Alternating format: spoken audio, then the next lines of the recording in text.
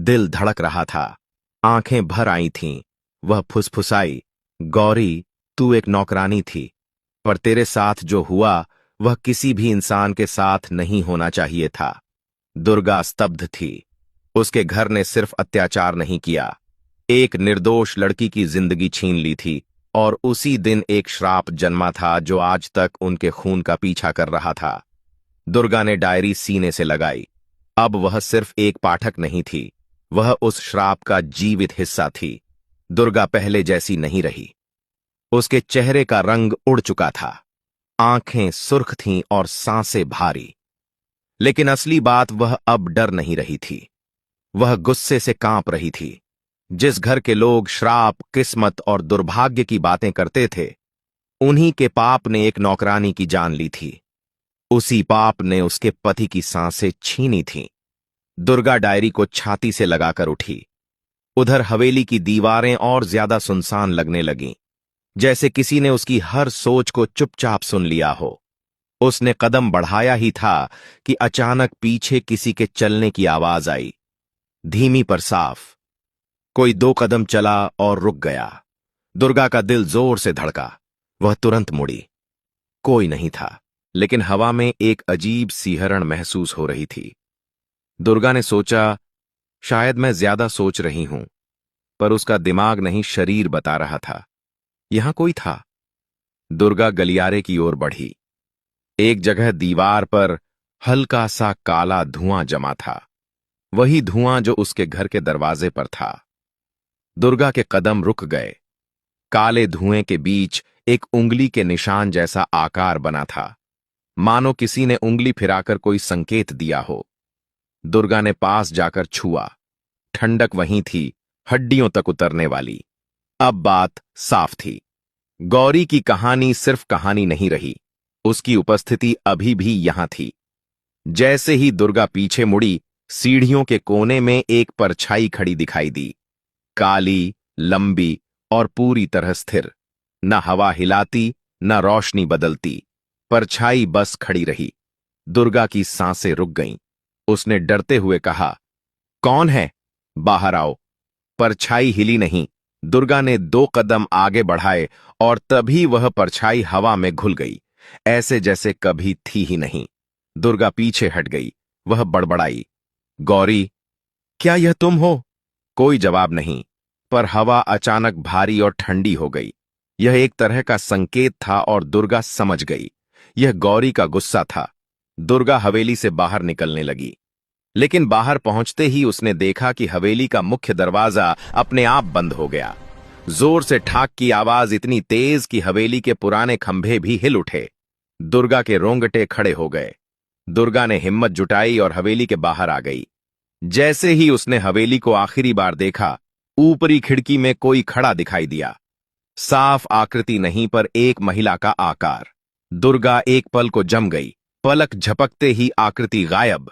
Durga diary लेकर घर लौटी। गांव की औरतें उसके घर के बाहर जुटी थीं। उनकी आंखों में डर था, जिज्ञासा थी और कुछ के चेहरे पर ईर्ष्या भी। एक औरत आगे आई और बोली, दुर्गा, हवेली मत जाया करो, वहां कई साल से अजीब चीजें होती हैं। तूने वहां कुछ देखा तो नहीं? दुर्गा कुछ बोलती उससे पहले एक बुजुर्ग आदमी आगे बढ़ा। बुजुर्ग बोला, यह घर, यह हवेली, इन सब में पुराने पापों की बदबू है। जितना दूर रहे उतना अच्छा। दुर्गा बस उन्हें देखती रही। वह अब पहले जैसी भोली स्त्री नहीं थी।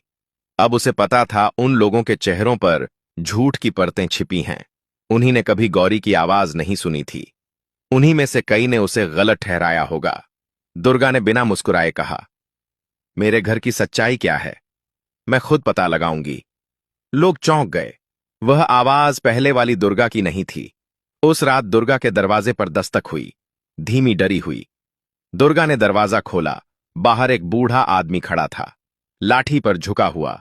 वह कांपती आवाज में बोला, दुर्गा, मुझे तुमसे बात करनी है, अकेले में। दुर्गा ने दरवाजा खोला और उसे अंदर बैठाया। बूढ़ा आदमी कुछ पल चुप रहा, फिर अचानक उसकी आंखों में आंसू आ गए। बूढ़ा बोला, मैं गौरी को जानता था, मैंने उसकी आखिरी रात देखी थी, लेकिन मैं कुछ बोल नहीं पाया। दुर्गा के दिल में धक्का लगा। दुर्गा बोली, आप जानते हैं कि उसके साथ क्या हुआ? बूढ़ा कांपते हुए बोला, गौरी निर्दोष थी। साहब का बेटा झूठ बोल रहा था। मैंने खुद देखा कि उसने गौरी का हाथ जबरदस्ती पकड़ा था, पर मैं डर गया था। दुर्गा की सांस भारी हो गई। उसके घर का पाप अब सीधे सामने खड़ा था। बूढ़ा आगे बोला, उस रात जब गौरी घर से निकली मैंने देखा था कि सिर्फ पानी नहीं, उसके पीछे कोई और भी गया था। दुर्गा के दिल में बिजली दौड़ी। वो बोली, कौन? बूढ़ा हिचकिचाया, उसकी आंखें डरी हुई थीं। बूढ़ा बोला, वह कोई आम आदमी नहीं था, वह तुम्हारे ही घर का सदस्य था। दुर्गा के पैरों तले जमीन खिसक गई। वो बोली, मेरे घर का? बूढ़ा सिर झुकाकर बोला, हां। गौरी नदी तक अकेली नहीं पहुंची थी, कोई उसे धकेलने गया था। दुर्गा के शरीर का खून जैसे जम गया। गौरी ने आत्महत्या नहीं की थी, उसे मारा गया था।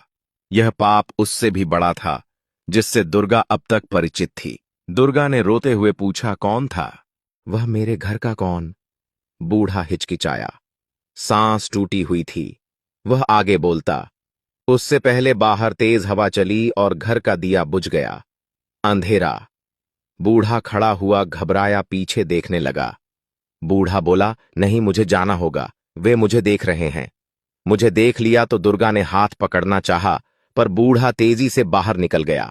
सांसें सूख चुकी थीं, दिल धड़क रहा था। दुर्गा जब घर के अंदर खड़ी थी, तब उसने देखा घर की जाली के बाहर कोई खड़ा था। काला साया, स्थिर, चुप, और फिर वह साया हवा में गायब हो गया।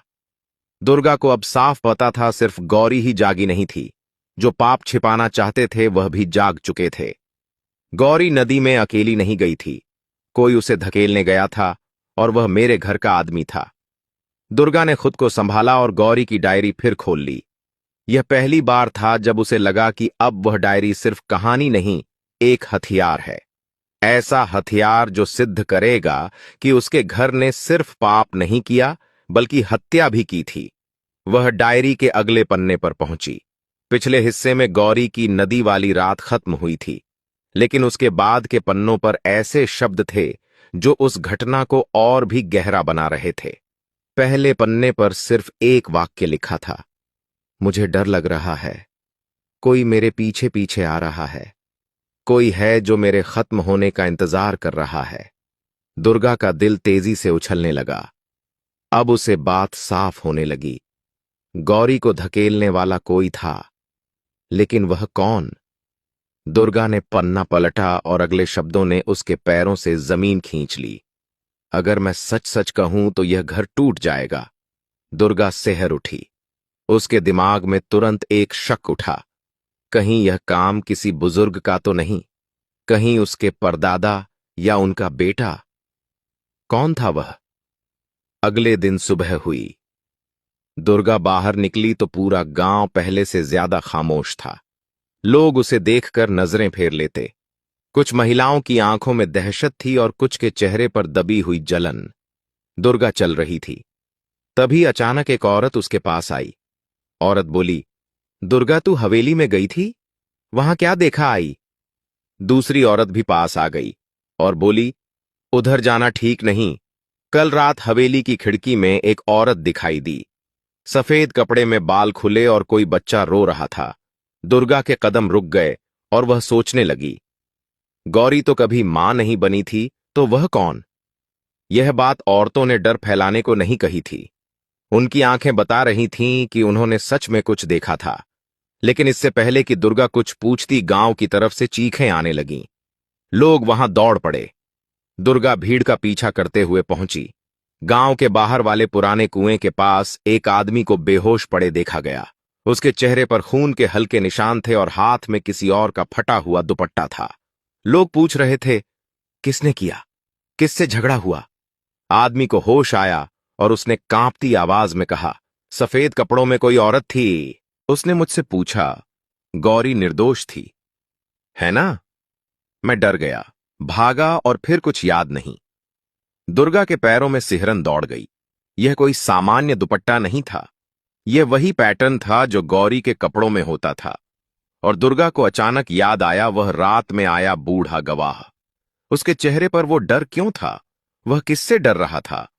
उसने वह जगह देखी जहां बूढ़ा रात में खड़ा था। वहीं जमीन पर एक चीज पड़ी थी, एक पीला खत।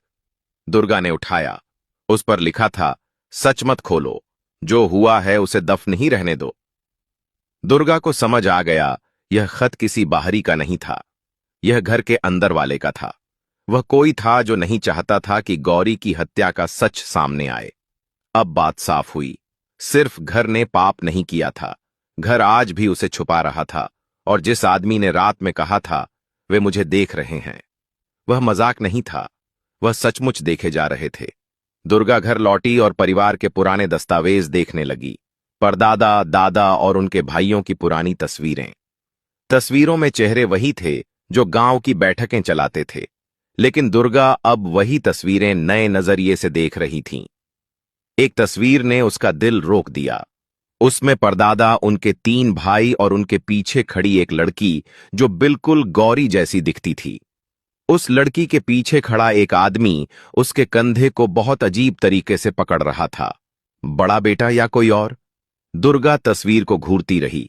यह वही आदमी था जो शायद गौरी के पीछे पीछे नदी तक गया होगा, लेकिन कौन? चेहरा साफ नहीं दिख रहा था, तस्वीर धुंधली थी। दुर्गा बोली, अगर मुझे सच पता करना है तो मुझे यह जानना होगा कि उस रात गौरी तक कौन गया था। उसी समय दुर्गा के कमरे की लाइट झपकी और बुझ गई। पूरे घर में अंधेरा। अचानक पीछे दरवाजा धीमे से छू की आवाज के साथ खुला। तभी हवा में वही आवाज गूंजी, सच के करीब मत जा, वह तुझसे छीन लिया जाएगा। दुर्गा मुड़ी। दरवाजे पर कोई खड़ा था। सफेद साया, लंबा, स्थिर, और उसकी ठंडी छाया पूरे कमरे में फैल गई। दुर्गा का खून जम गया। उस परछाई ने धीरे से सिर उठाया और उसी आवाज में बोली, सच तुम्हारे घर के ही अंदर छुपा है।